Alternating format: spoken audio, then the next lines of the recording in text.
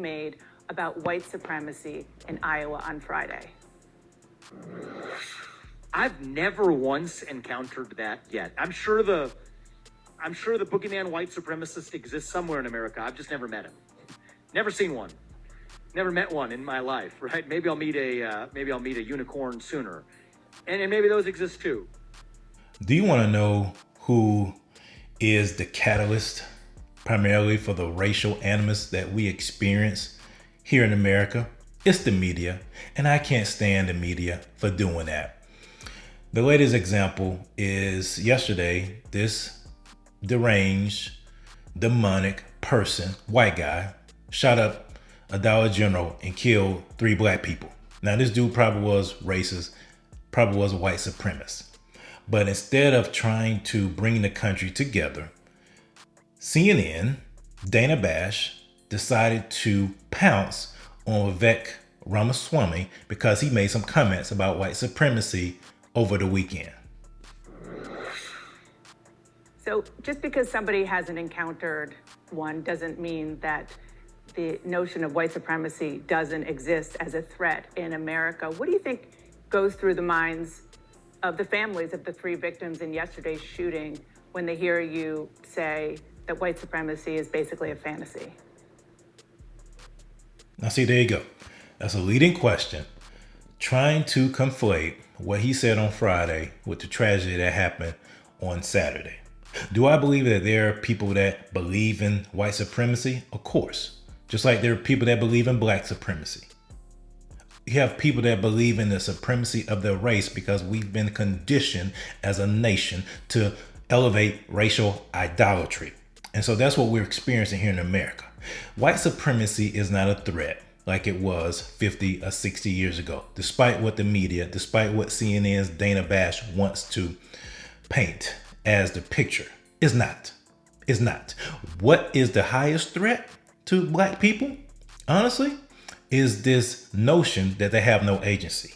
That we as black people, because we have been oppressed, quote unquote, for so many years in this country, we are essentially without rights. We don't have agency. We can't do anything without the white saviors, the white liberals coming in and saving us. And I wholeheartedly reject that notion. Now, do I agree with Vivek when he talks about certain things when it comes to race? No, because I think he is wrong in a lot of areas.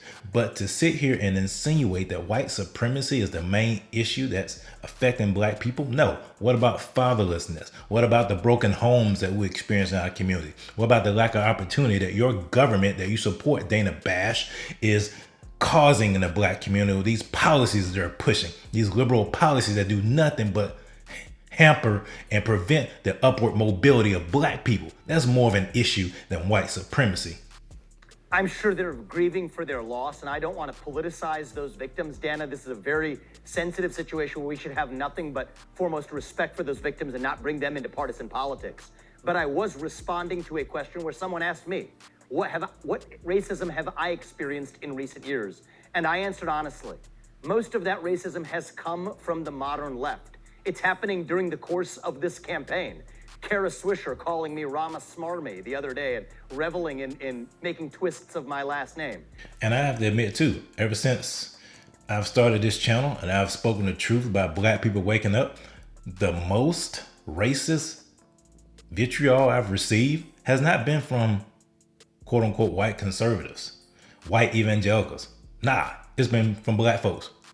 Been called coon, Uncle Tom, step and fetch it, all kind of other stuff, because I dared to tell black people that we're not victims, that we are empowered for greatness, that we don't need anything from the government, that we have everything that we need on the inside of us, especially if you're a Christian.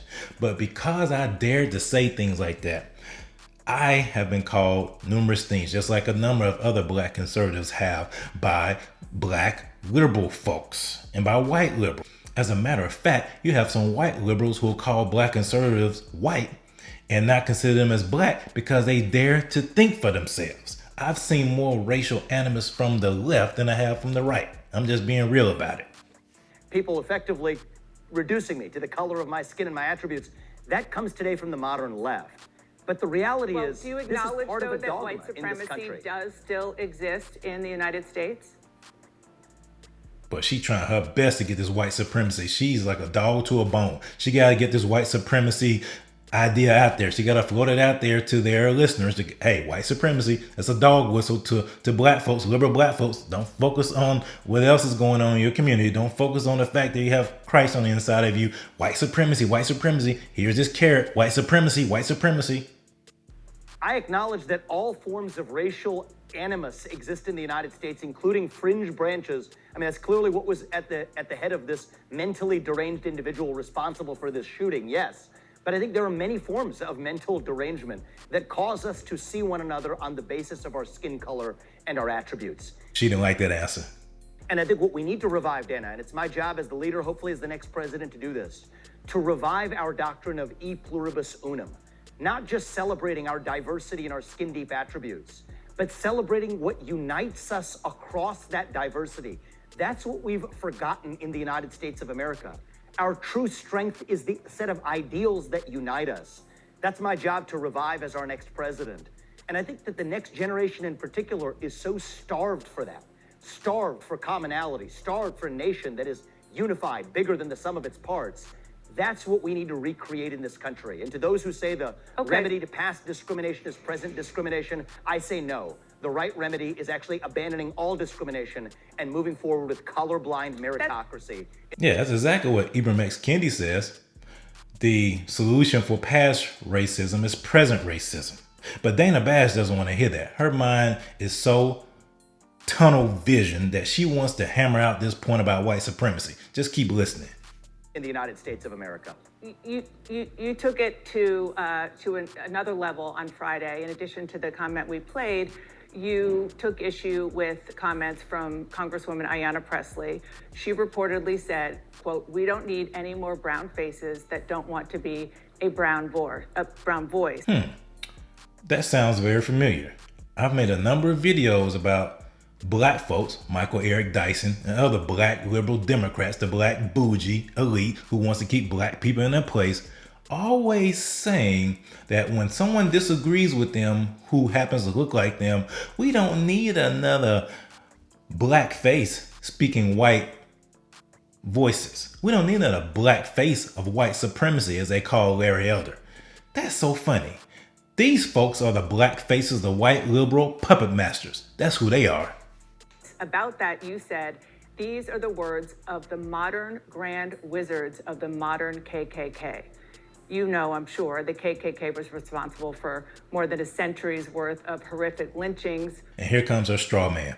Because he misspoke, which I believe he did, because even though she said that, I understand the sentiment and the thought behind his comments when he mentioned about Ayanna Pressley. What she said was something that the Grand Wizard from many years ago, the KKK, would have reveled in and would have applauded. I understand what Vivek was saying. I disagree with his use of that language, but I get what the man was saying, what he was intending to say, that we're reducing people. We are doing a severe reduction of people down to the color of their skin. And if you don't look like me, you know what that is? That is identity politics. Because just because I look like you, then I need to have the same mindset, the same ideology, the same thought process as you. And if I don't, then you're not black.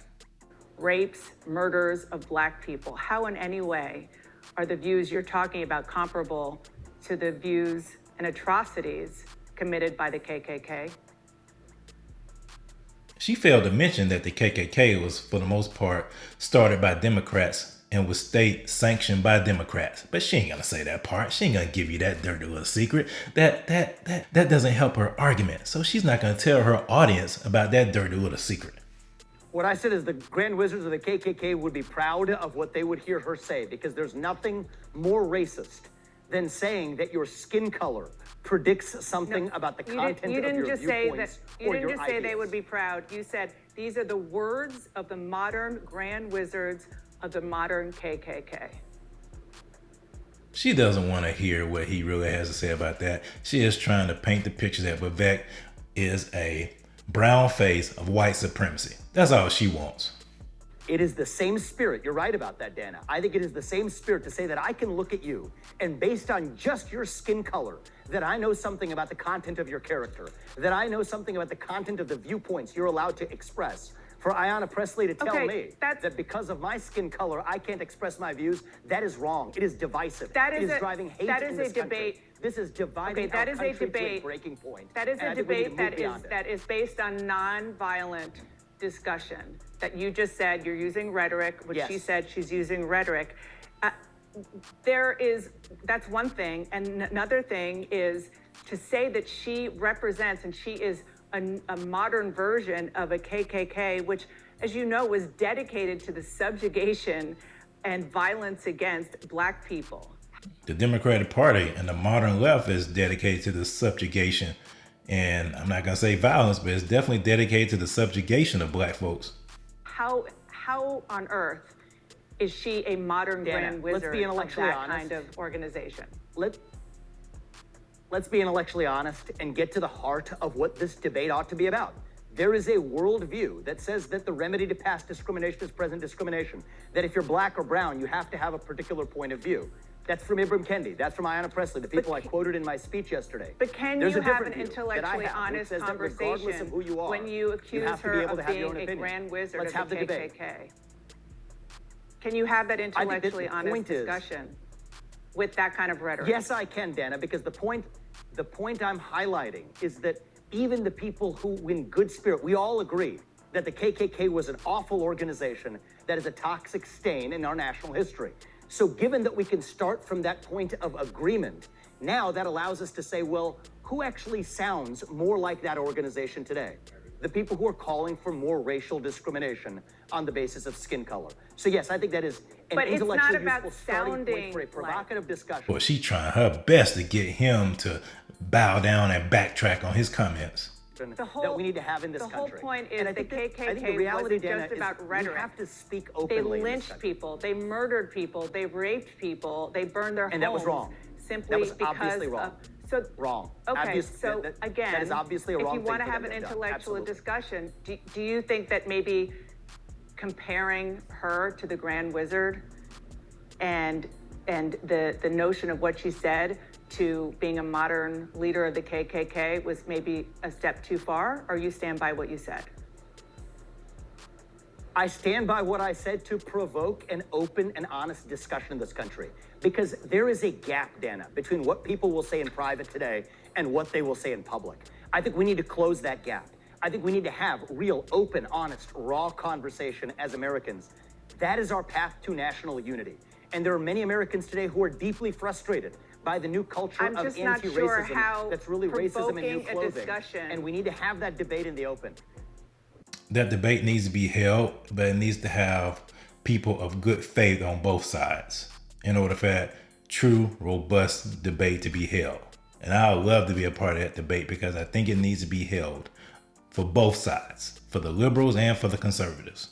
Dan, I think I'm that not you're so doing, sure how with due provoking respect, a what many in the media discussion do, of- picking on some fringe comment in the context of a broader context that I was offering it in a speech. All right, so avoiding you the just meat said that of your the comment issue. was fringe. Let's have the courage to confront the meat of that. No, I'm saying you drew a You fringe just comment from a described your much comment longer as fringe. speech. As This is why people can't stand the media today, and especially CNN. Instead of getting a substantive answer from the man, she keeps badgering him about white supremacy and what he said about Ayanna Pressley. People don't want to hear about that. I described you picking one fringe comment from a long speech that I gave to duck debate from the real issue that I think you don't want to have, Dana, because I think you probably agree with me on this. That this is toxic I think that rhetoric this debate- from leading politicians I think that this on debate dividing is- us on the basis of race. And I want to have I the think open this debate. debate is fascinating and interesting and opening and important. What I did was I do too. explain to our viewers that you were asked a question and you took it to a point where you called a sitting member of Congress who is Black, who was having discussions about race, calling her the modern grand wizard of the KKK. And I'm just not sure how that's open and honest discussion. I want to move on, though, to another issue, a very important issue, and that is Before I move on, climate change. I want to say that the Sure, question was, please. how was I actually able to speak? And her view is I can't share certain views because my skin color is brown. I disagree with her, and we should have that debate in the open.